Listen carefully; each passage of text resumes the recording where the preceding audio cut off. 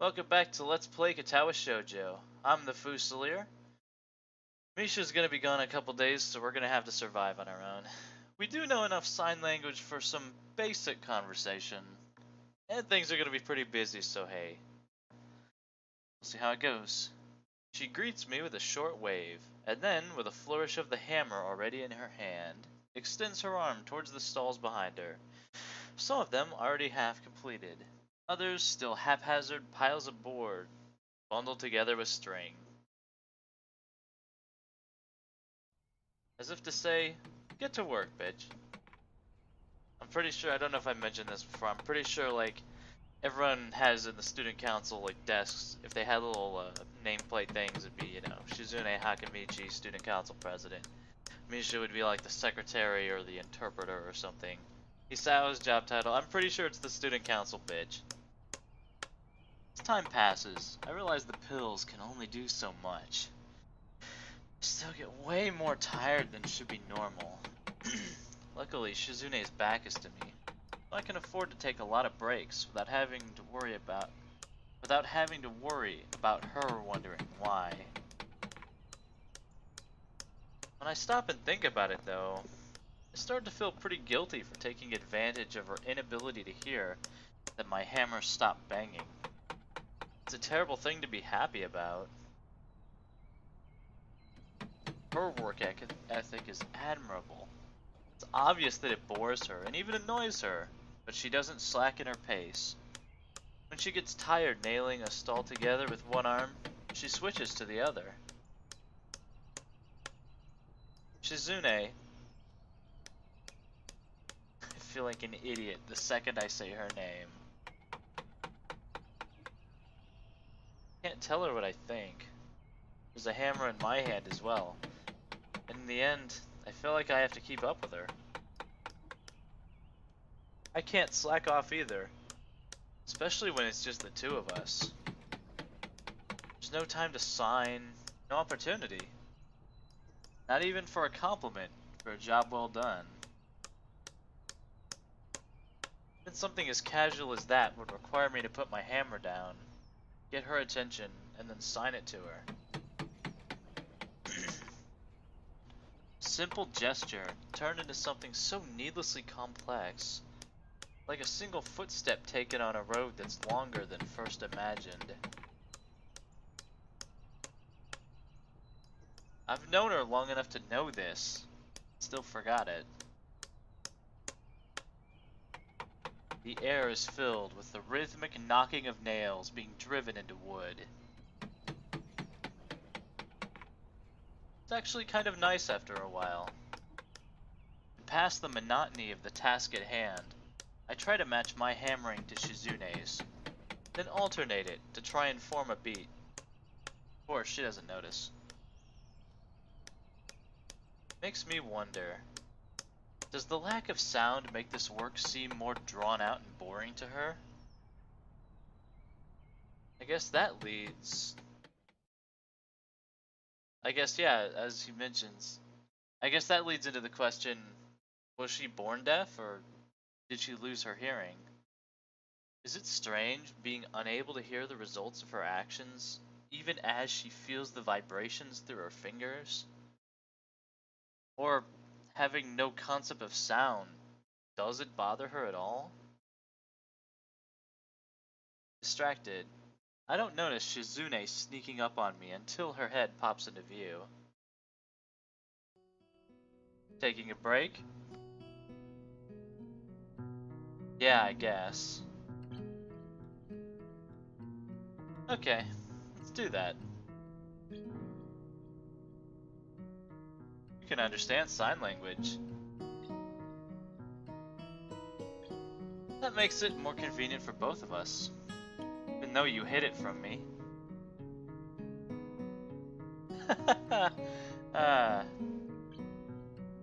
Why? Why what? Why did you decide to take sign language? Her eyes don't break off from mine, even for a second. She needs to read my response. Her peripheral vision is good enough. When she has something in her gaze, she doesn't look away. It's strange how piercing her eyes can be, dark as a lake at night. Because I wanted to. Seemed like it would come in handy. It did, didn't it? Yes.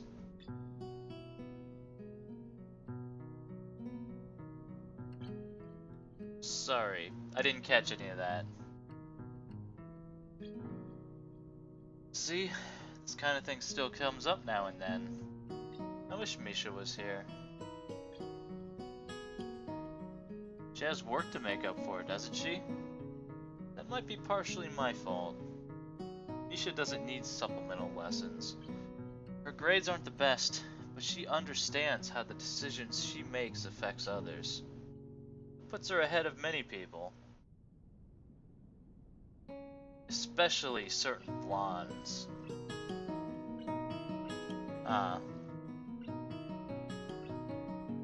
She doesn't forget things easily. Your sign language is very good.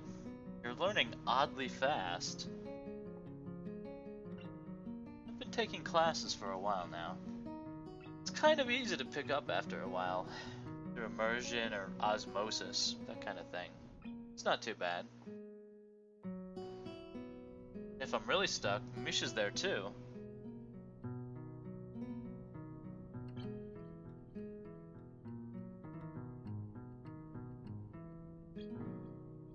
Guess I spoke too soon. I didn't understand any of that. Time to backpedal. Well, yeah, it's actually not that easy. It's actually hard as hell.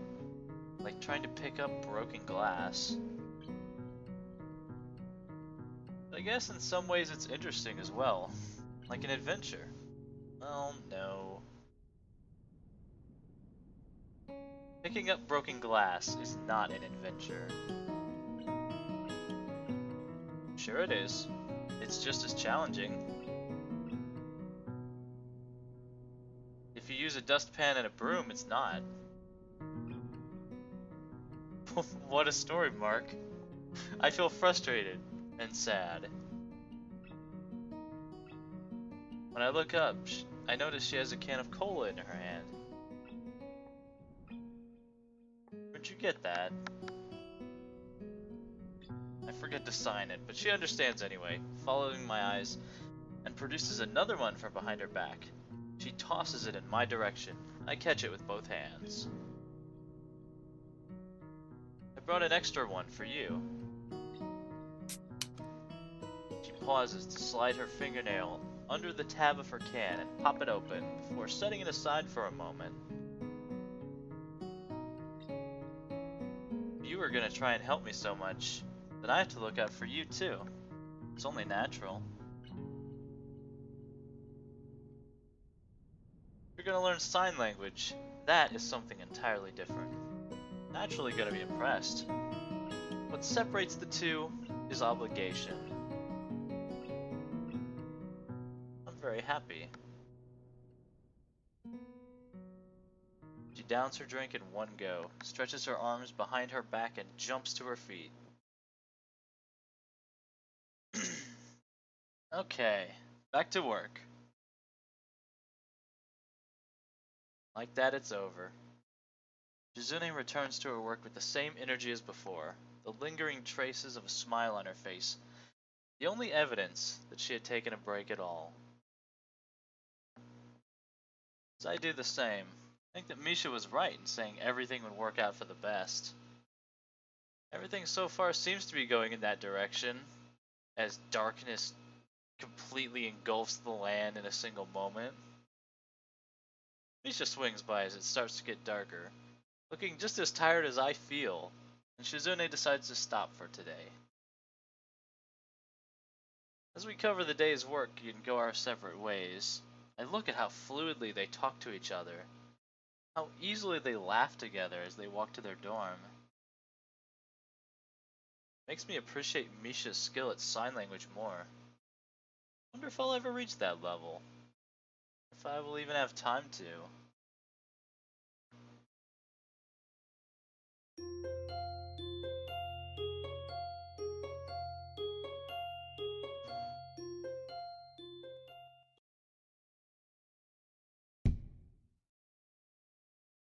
First thing I do this morning is trip once again over Kenji's package as I get out of bed, finding myself diving headfirst into the floor before I'm even fully awake. Fucking Kenji. I want to smack this thing with the first blunt object I can find, like I'm going for a home run. But I don't even have the energy for that this early in the morning. That would likely damage whatever's inside. That would be mean. You do it. I slide it into the hallway. It sails along the smooth floor with little difficulty, stop with a soft and almost inaudible bump on colliding with Kenji's door. Immediately, a dozen locks unbolt in succession like a mounting symphony. Who is it? He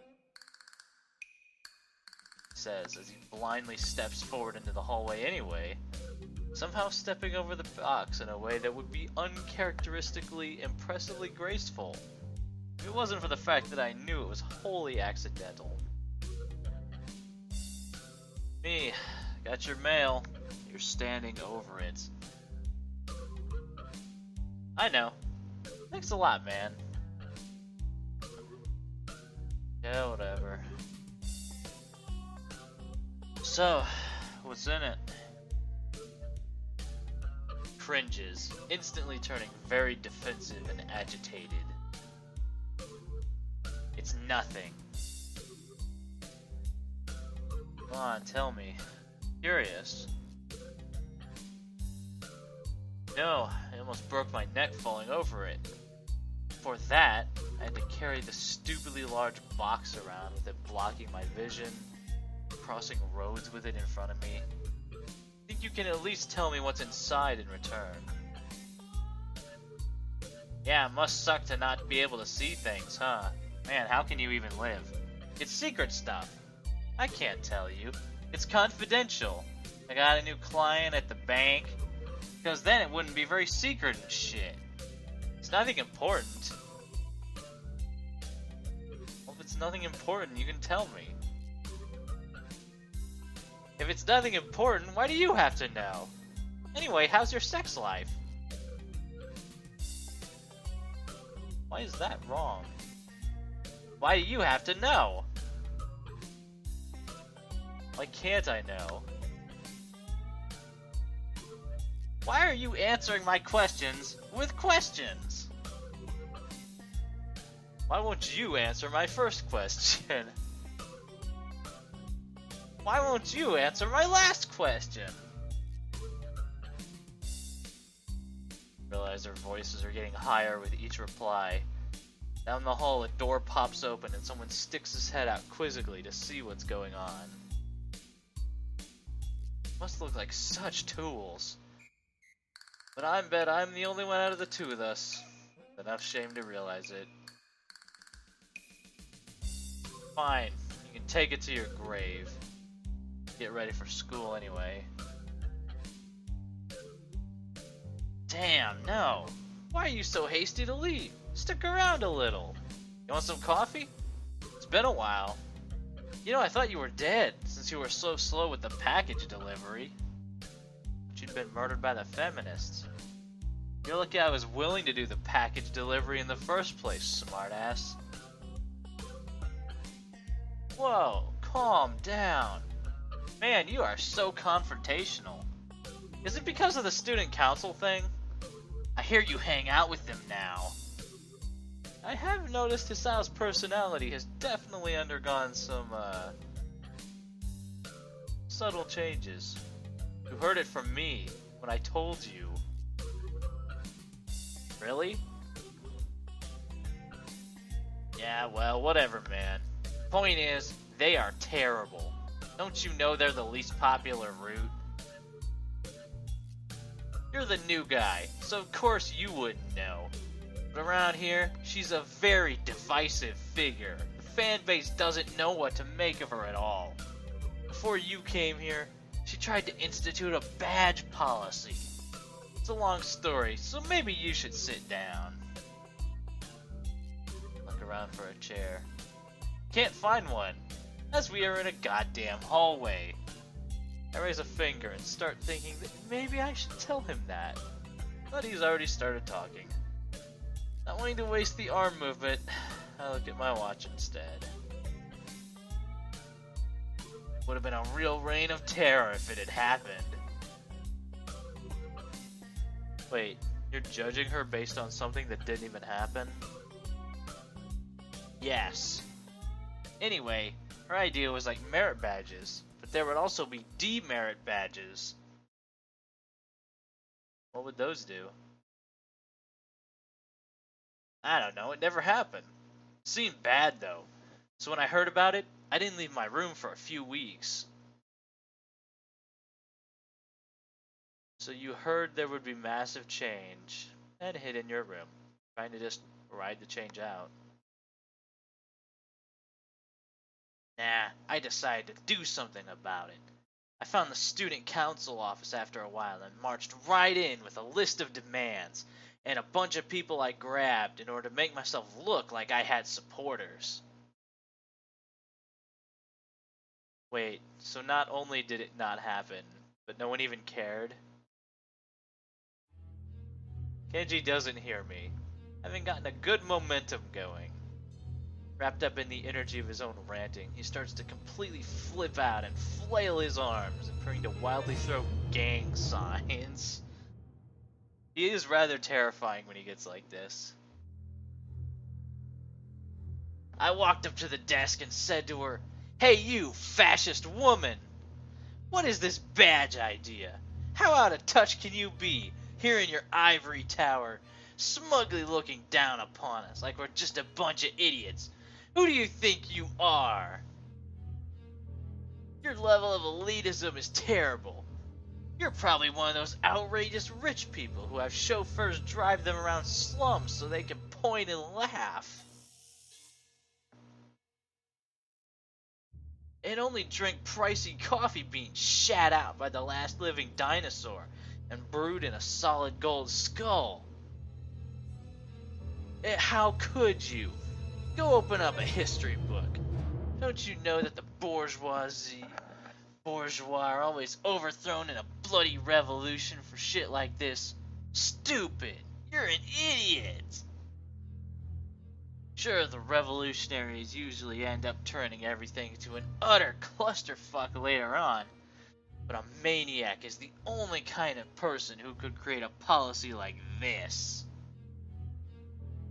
It's like something I would create to make people suffer, only real, and you want to institutionalize it.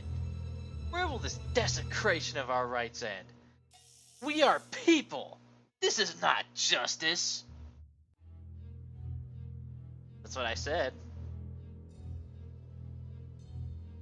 Then I added a cry of, "They can take our things, but they'll never take our freedom," to appeal to the masses. Like in that movie about the life of William Wallace, where they took his things but not his freedom, and then killed him.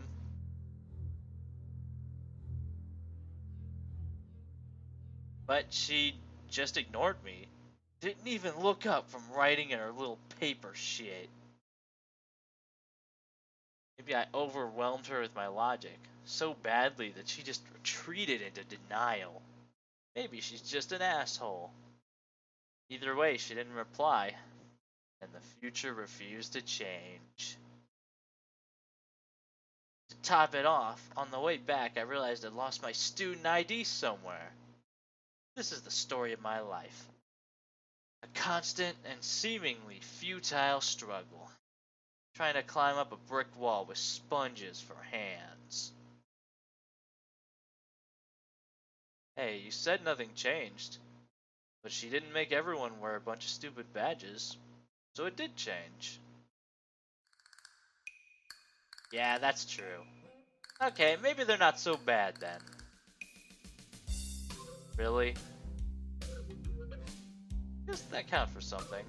If I can get Kenji to admit that maybe 2 women may not be so bad after all, I'll take it. Especially if it allows me to slip out of this conversation. Realize how much time had gone by. I try to run through my usual morning routine as quickly as possible. I check my watch again as I leave the dorm and see that I'm already late. Try not to be even later. Fortunately, the rest of the day goes more smoothly. After classes are over, I head to meet with Shizune again. In the school, I catch her leaning against a completed stand, with parts of it still flecked with bits of paper and tape, remnants of signs from the last time it was used. Absent-mindedly spinning a nail in her hand. She hasn't noticed me yet. The temptation to sneak up on her is unbearable. Years of watching foreign wildlife documentaries have prepared me for this. I'm downwind, the conditions are favorable. However, the more I think about it, the more it seems like a bad idea. If I get caught halfway, I'll look like an idiot. And if she doesn't know it's me, I could end up with an injury. I mean, I'll also look a little insensitive.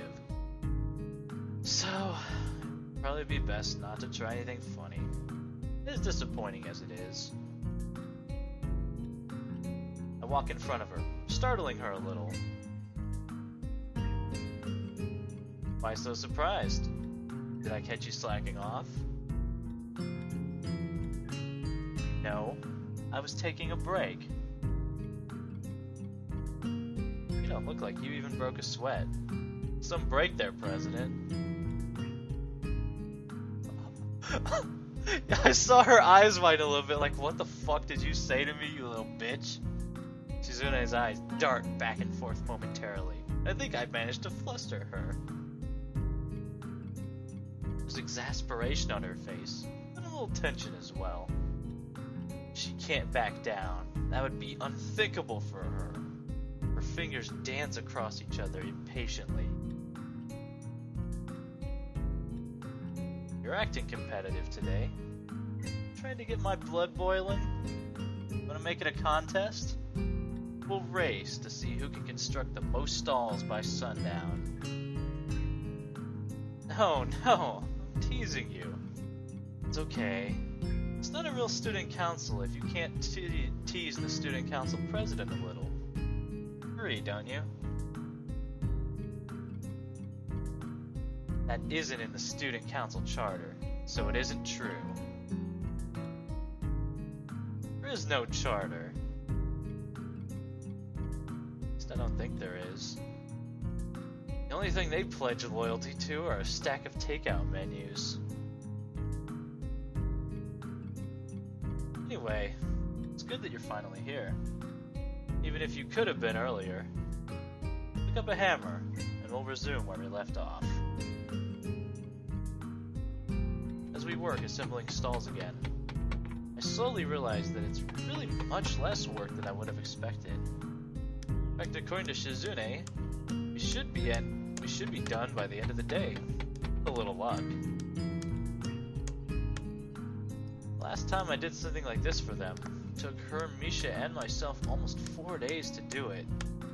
It can't be just my imagination. You know, this doesn't seem like that much work.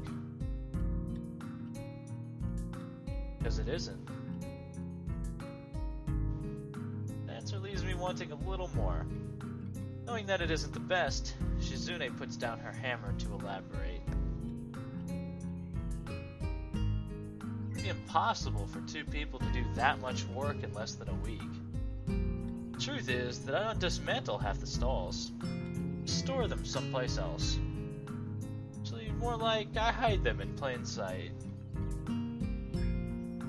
She waggles a finger mischievously.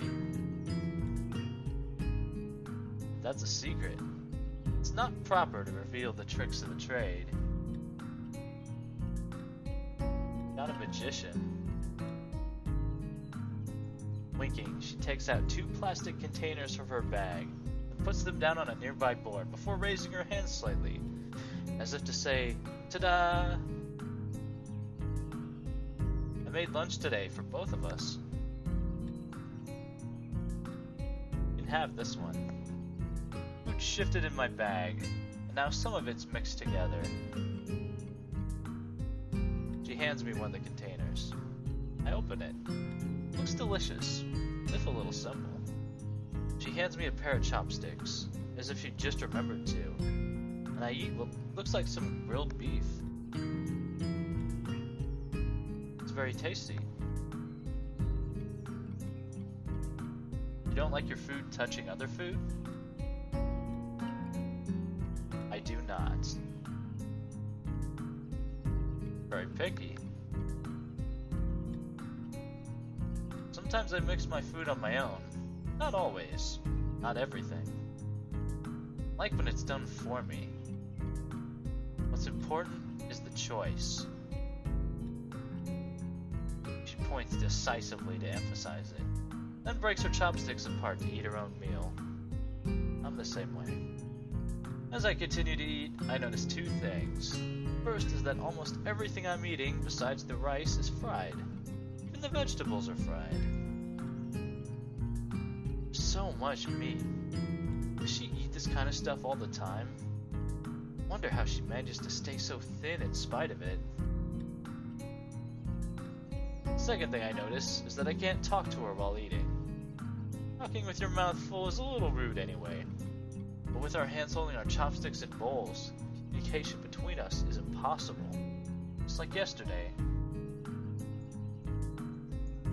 Though we're spending time together.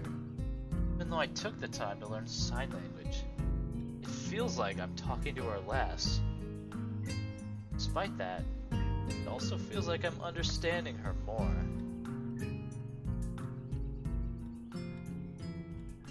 I hear the sound of something tapping against one of the stands and look up to see Lily standing off to my side, feeling her way around with her cane. Hey. Hi. I narrowly catch myself before I can say, "Didn't see you there." Oh, Isao, is that you? I thought that I smelled something delicious cooking, and wondered who it might be. Oh right, she wouldn't know it's us because she can't use her eyes.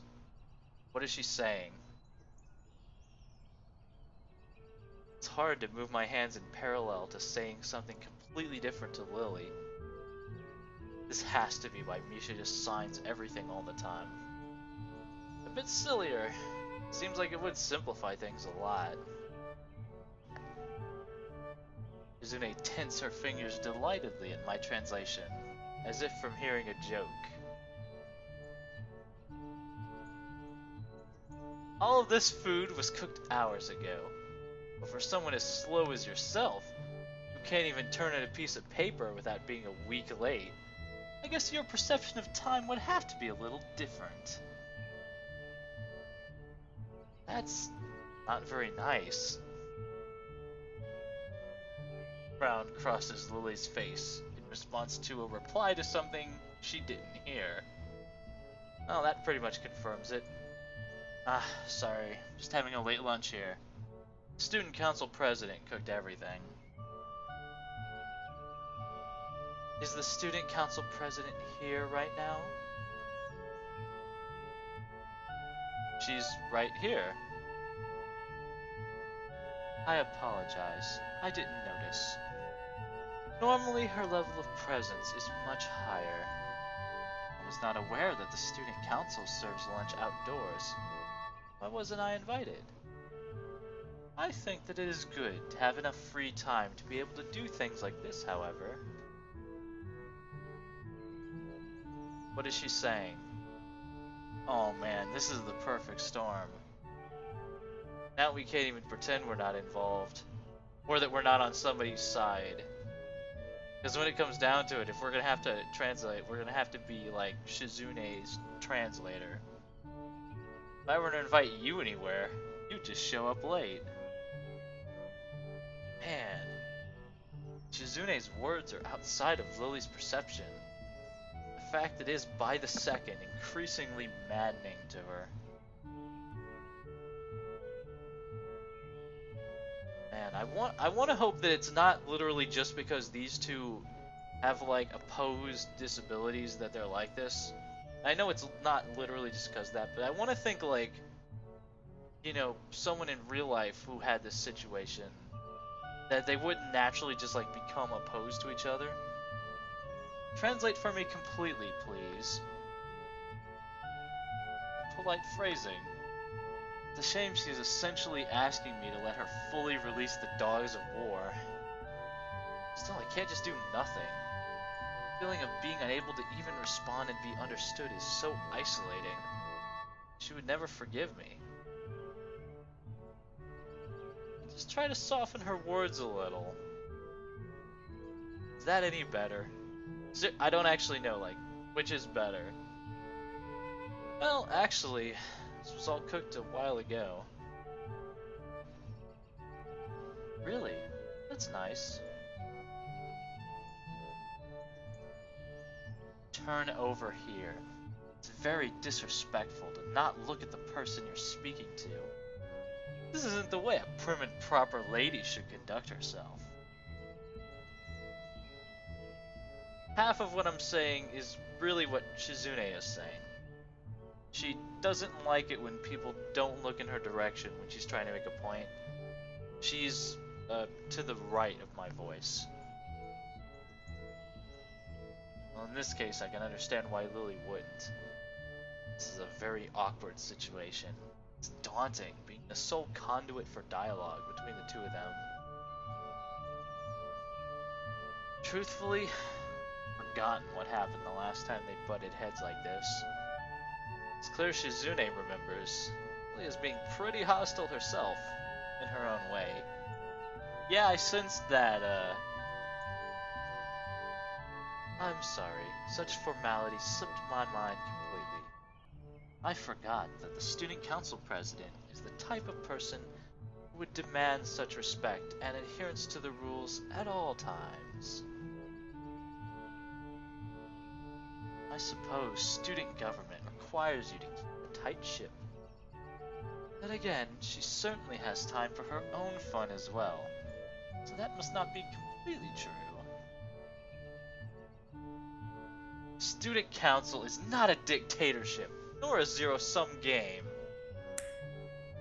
Then he points at Lily with her finger out like the barrel of a gun and snaps her fingers explosively, causing her to flinch and become visibly upset. Is that so? That makes it more impressive that you have been a part of it for so long, playing it as though it were one. I admire the fact that you are so tenacious. To manage it all, you must be so responsible as well.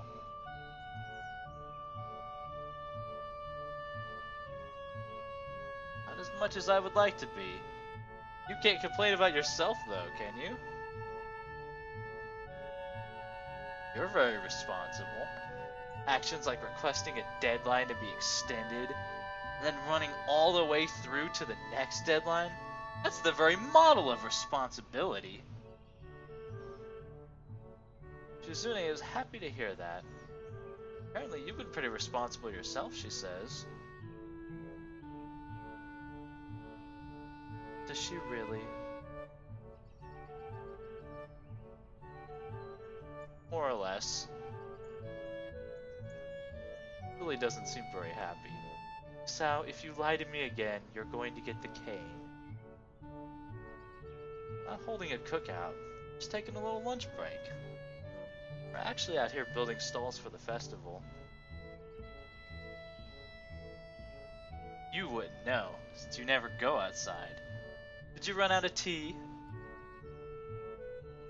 Going into town? Shopping? No. As I said before, I was just passing by, in case you did not hear. I would hate to interrupt the student council president. You're not doing anything now, but you must both be very busy. In any case, Isao, I'm sure that the student council president will be able to find or make work for the both of you, if she needs to.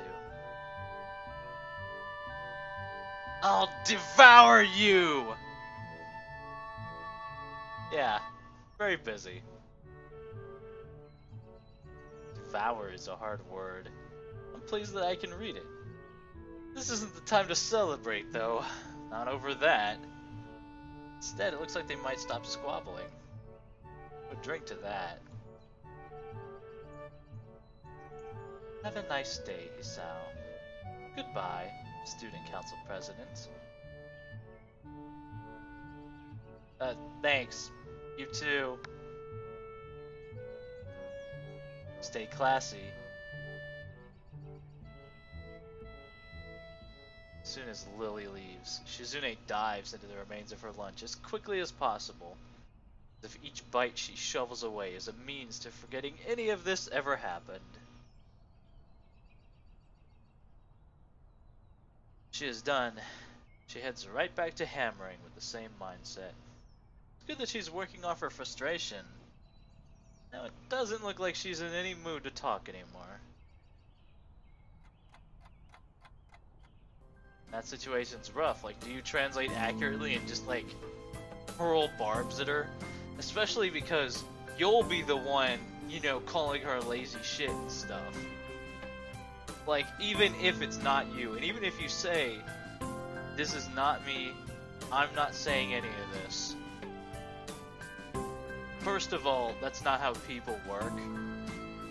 You know, even Misha, who's always so cheerful and happy, when she's functioning as Shizune's voice, she's just she can be fucking acerbic, like the first confrontation. Or do you censor? You know, do you, like, if you're this person's voice, if they're relying on you to communicate what they're saying accurately, do you just, like, change the meaning of their words because you think it should be different? Without, and, like, they're relying on you to say it accurately, but you don't? Fuck that, that sucks. Anyhow, next time on Let's Play Katawa Shoujo, on we go. Got a little heated today, but hey.